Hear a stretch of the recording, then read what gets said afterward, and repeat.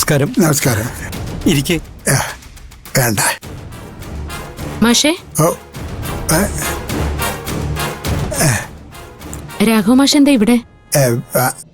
അത് ഞാൻ ആരാണെന്ന് മാഷിന് മനസ്സിലായില്ലേ? പണ്ടത്തെ പോലെ ഒന്നും ഓർമ്മ കിട്ടുന്നില്ല മോളെ. ഒന്നും തോന്നരുത് മോളെ. അതൊന്നും കുഴപ്പമില്ല മാഷേ. എന്റെ പേര് മഞ്ജു. ഓ ആ നമ്മുടെ മാധവന്റെ മോള്. ഓ നീയും അച്ഛനെ പോലെ പോലീസായി അല്ലേ? നന്നായി. അല്ല, നിനക്കൊരു അനിയത്തി ഉണ്ടായിരുന്നില്ലേ? ആ, മഹിമ.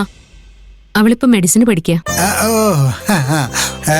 അല്ലെങ്കിലും അവള് പണ്ടേ പഠിക്കാൻ നല്ല മിടിക്കായിരുന്നു. എന്താ മാഷേ ഈ വഴിക്കൊക്കെ? ഞാനൊരു പ്രശ്നത്തിൽപ്പെട്ട് കിടക്കുകയാണ് മോളെ.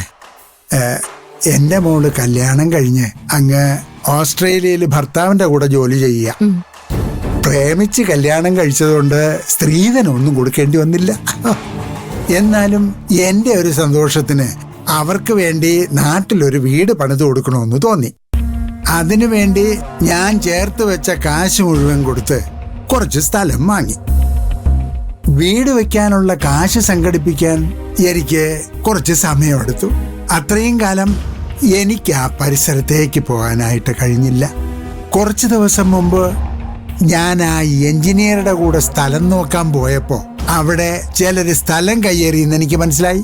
എന്റെ എല്ലാ ഡോക്യുമെന്റ്സും ക്ലിയർ ആണെന്ന് പറഞ്ഞിട്ട് കൂടി അവർ സ്ഥലം വിട്ടു തരുന്നില്ല. അതെന്താ, അവര് ഗുണ്ടായിസം കാണിക്കാണോ? ഇത് എന്റെ മാത്രം പ്രശ്നമല്ല സാറേ. പലരുടെയും സ്ഥലം കയ്യേറിയിട്ടാണ് അവിടെ ഒരു കെട്ടിടം നിർമ്മിക്കുന്നത്.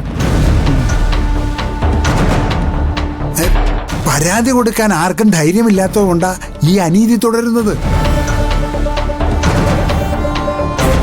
അല്ല, എനിക്കും ധൈര്യം ഉണ്ടായിട്ടൊന്നും അല്ല. ഇത്രയും പ്രായമായില്ലേ, ഇനി മേലും കീഴും നോക്കാനില്ലല്ലോ. അതുകൊണ്ടാ രണ്ടും കൽപ്പിച്ച് പരാതി കൊടുക്കാൻ തീരുമാനിച്ചത്. മാഷ് ഒന്നുകൊണ്ട് പേടിക്കണ്ട. ഇതിന് നമുക്കൊരു തീരുമാനം ഉണ്ടാക്കാം. ആരാ മാഷിന്റെ സ്ഥലം കയ്യേറിയത്? ഗോപാൽജിയുടെ ശാലിനി കൺസ്ട്രക്ഷൻസ്. അവർക്ക് പുഴയോരം കിട്ടാൻ വേണ്ടിയാണ് ഞങ്ങളുടെ സ്ഥലം കയ്യേറിയത്. പല സർക്കാർ ഉദ്യോഗസ്ഥരും ഇതിന് അയാൾക്ക് കൂട്ടുനിൽക്കുന്നുണ്ട്. നന്നായിട്ട് ആലോചിച്ചിട്ട് തന്നെയാണോ മാഷേ ഈ തീരുമാനത്തിലെത്തിയത്? അതെ മാഡം. ജീവിതകാലം മുഴുവൻ അധ്വാനിച്ചുണ്ടാക്കിയ കാശാണ് ആ സ്ഥലത്തിന് മീതെ ചെലവഴിച്ചത്. അത് കൈവിട്ടു പോയാൽ സഹിക്കാൻ പറ്റൂ? പറ്റില്ല. അപ്പൊ മാഷിന്റെ പ്രശ്നം ആ സ്ഥലം അല്ല, കാശാണ്. ആ സ്ഥലത്തിന് മാഷ് ചെലവാക്കിയ കാശ് എത്രയാന്ന് വെച്ചാ അത് ഞാൻ ഗോപാൽജിയോട് പറഞ്ഞു വാങ്ങിച്ചു തരാം.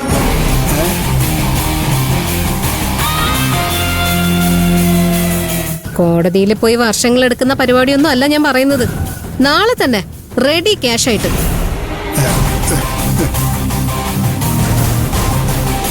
വേണമെങ്കിൽ ഇത്രയും കഷ്ടപ്പെട്ടതിന് ഒരു തുക പലിശയായിട്ട് കണക്കാക്കി തരാനും പറയാം. മാഡം എന്താ ഈ പറയുന്നേ? ആ സ്ഥലത്തിന്റെ വില ഇപ്പോഴതൊന്നും അല്ല.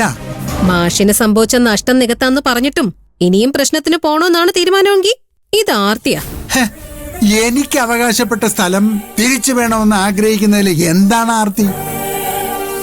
അനിതേ, ആവശ്യമില്ലാത്ത കാര്യങ്ങളിൽ അഭിപ്രായം പറയാൻ വരണ്ട. താൻ തന്റെ ജോലി നോക്ക്. ഞാൻ എന്റെ ജോലി തന്നെയാ ചെയ്യുന്നത്. പ്രായമായ ഒരു മനുഷ്യൻ അപകടത്തിലേക്കാണ് പോകുന്നതെന്ന് അറിഞ്ഞിട്ടും കൈയും കെട്ടി നോക്കിയിരിക്കാനൊന്നും എനിക്ക് പറ്റില്ല. മാഷിനെ കണ്ടാ അറിയാം വെറും ഒരു സാധുവാണെന്ന്. പക്ഷേ മാഷെ എതിർക്കുന്നവരെ വെറും വൃത്തികെട്ടവന്മാരാ. സ്ഥലം കയ്യേറുന്നത് മാത്രമല്ല, തല്ലും തട്ടിക്കൊണ്ടുപോലും കൊലപാതകമൊക്കെ ചെയ്യുന്ന ആൾക്കാരാ.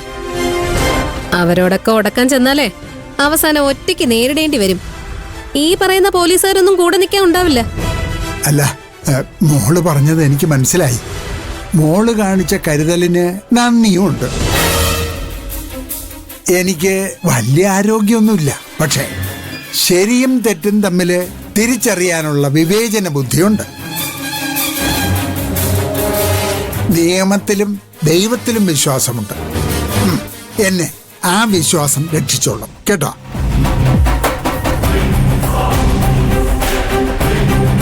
ഞാൻ പറയാനുള്ളത് പറഞ്ഞു. മാഷ് പഴയ ആളായതുകൊണ്ടായിരിക്കും. കൊണ്ടു പഠിച്ചാലേ മനസ്സിലാവുള്ളൂ.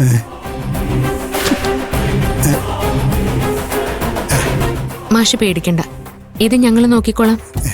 ആധാരത്തിന്റെ കോപ്പിയും മറ്റു വിവരങ്ങളും നാളെ രാവിലെ ആകുമ്പോഴേക്കും ഞങ്ങൾക്ക് കൊണ്ട് തന്നാൽ മതി. ആ, വേണ്ടത് എന്താന്ന് വെച്ചാൽ ഞങ്ങൾ ചെയ്യാം. ശരി ശരി മോളെ. ശരി. ആ, പോട്ടെ സാറേ. ശരി മാഷ്. ആ.